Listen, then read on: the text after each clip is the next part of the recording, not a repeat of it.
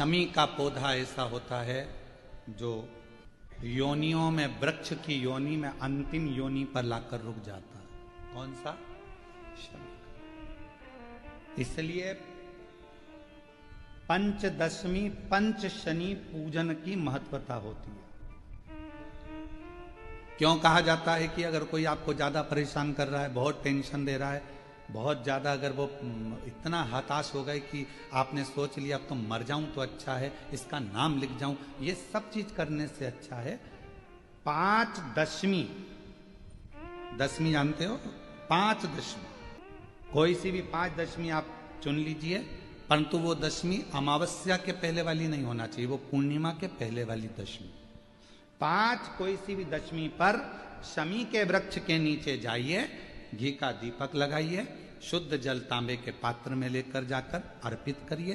पहले दीप जलाना, उसके बाद शमी के पौधे में जल डालना और पौधे उस वृक्ष के नीचे बैठकर जल चढ़ाकर वहीं पर एक चावल का दाना समर्पित कर कर बाबा से प्रार्थना करना कि बाबा मुझे बहुत कष्ट है, ये मेरा एक तकलीफ मुझे दे रहा है, बस आप मेरी तकलीफ को दूर करना। शिव की ऐसी कृपा होगी। पांच शमी पूजन, शमी के पत्र की बड़ी पूजन का महत्व है। पांच दशमी पांच शमी पूजन कर ली जाती है तो जो भी आपका द्रोही होता है वो आपसे दूर हो जाता है या आपसे स्नेह कर कर आपके करीब आ जाता है। ये शमी पूजन वृक्ष योनि के अंतिम योनि का पूजन। सारे वृक्षों पर पत्थर पड़ जाते हैं पर शमी के पौधे पर पत्थर किस लिए हम मारेंगे? कौन मारेगा? उसमें तो कांटे लगे रहते हैं, कौन मारेगा उसको? क्या कांटा झड़ाएगा पत्थर मार कर? नहीं। हम तो यहां तक कहेंगे कि शमी की आराधना साधना आपके द्रोहियों को, दुश्मनों को भी दूर कर देती। और मेरी जीजियों, मेरे जीजाओं, मेरी बेटियों, बेटाओं, मेरी माताओं, मेरे बुजुर्ग माता पिता स्मरण करें, जब जब यदि आपका हृदय दुखे, मन दुखे, तो एक शमी की पत्ती को शंकर के शिवलिंग पर जरूर चढ़ाएं, सारे दुख अपने आप समाप्त होना प्रारंभ। शमी का तो कोई कहे क्या वृक्षों में, पौधों में, पत्तियों में भी क्या, ये वृक्षों के अंदर भी क्या जीव होता है? क्या इसमें भी प्राण होते हैं? होते हैं, इसमें भी प्राण, ये भी ऑक्सीजन लेना छोड़ना सब कार्य इनका चालू है, ये भी जीवित है। जल नहीं मिलेगा मर जाएंगे, जल गया समाप्त। क्रोध को, नरसिंह भगवान का जो क्रोध है, नरसिंह भगवान का जो गुस्सा है, क्रोध है, भगवान नरसिंह का जो क्रोध है उसको शांत किया है। शंकर भगवान कहते हैं कि यदि क्रोध नरसिंह भगवान को आ रहा है तो उसकी शांति मैं अकेला नहीं करूंगा, तुम सब मेरे साथ में मिलो और क्रोध शांत।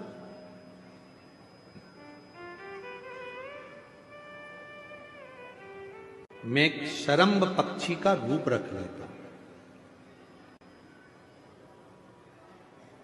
शरम्भ पक्षी मतलब मनुष्य जैसा शरीर है, शेर जैसा मुख है और पंख लगे हैं, वो शरम्भ पक्षी। और शरम्भ पक्षी का रूप रखकर मैं नरसिंह भगवान को क्रोध को शांत करूंगा, उनको पंजे में उठाकर अलकनंदा नदी में ले जाकर डालूंगा, जिससे उनका क्रोध शांत हो। शरम्भ पक्षी का रूप रखकर भगवान नरसिंह भगवान के पास में पहुंचे और नरसिंह भगवान के पास पहुंचकर उन्होंने नरसिंह भगवान को अपने पंजे में लिया और अलकनंदा नदी में ले जाकर छोड़ा।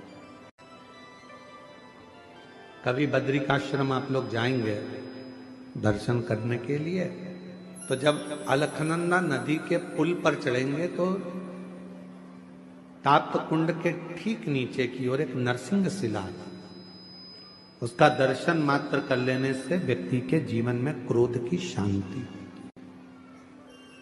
क्रोध शरम्भ भगवान शिव जी का जो ये नाम है शरम्भेश्वर महादेव, ये कोई साधारण सा नाम नहीं।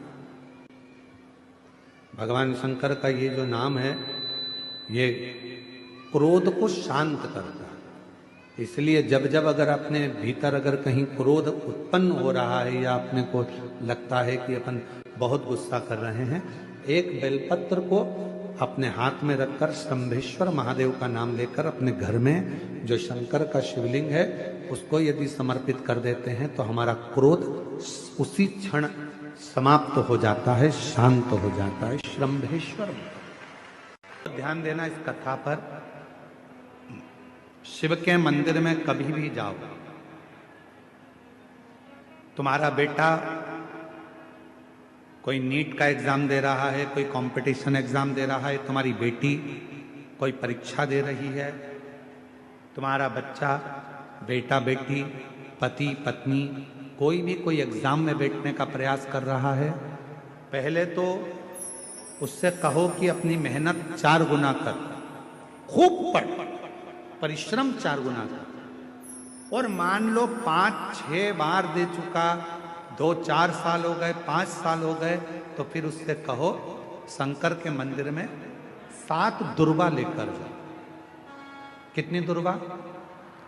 यहां क्या बोलते हैं झारखंड में? दुर्वा कि दूब बोलते हैं? दुर्वा। 7 दुर्वा शिव के मंदिर में लेकर गए। जब जल का पात्र साथ में, 7 दुर्वा को नीचे की ओर रखो हथेली पर, जल का पात्र हाथ में लेकर भगवान देवाधिदेव महादेव को जल समर्पित करो। 7 दुर्वा में से 6 दुर्वा षडानंद कार्तिकेय जी को समर्पित कर दो, 1 दुर्वा भगवान शंकर के शिवलिंग पर चढ़ा दो। अपने हाथ की 3 उंगलियां शिवलिंग का स्पर्श करो और अपनी कामना कहकर, बाबा बहुत एग्जाम दे चुका हूं, बेटा बेटी ने बहुत परीक्षा दी है, हो नहीं रहा बाबा, अब आपके भरोसे है। बाबा को विनय करो, शिव जी पे चढ़ी दुर्वा वापिस लेकर आओ। जिस बच्चा जब एग्जाम के लिए जाए, परीक्षा देने के लिए जाए, उस दिन वो दुर्वा को अपने मस्तक पर प्रणाम कर कर, नमन कर कर, षडानंद कार्तिकेय का स्मरण कर कर फिर एग्जाम के लिए जाए। पढ़ाई अच्छी करना, दिल से करना, मेहनत ज्यादा करना, और एक बार ये प्रयोग कर कर देखना, मेरा षडानंद कार्तिकेय सफलता जरूर प्रदान कर।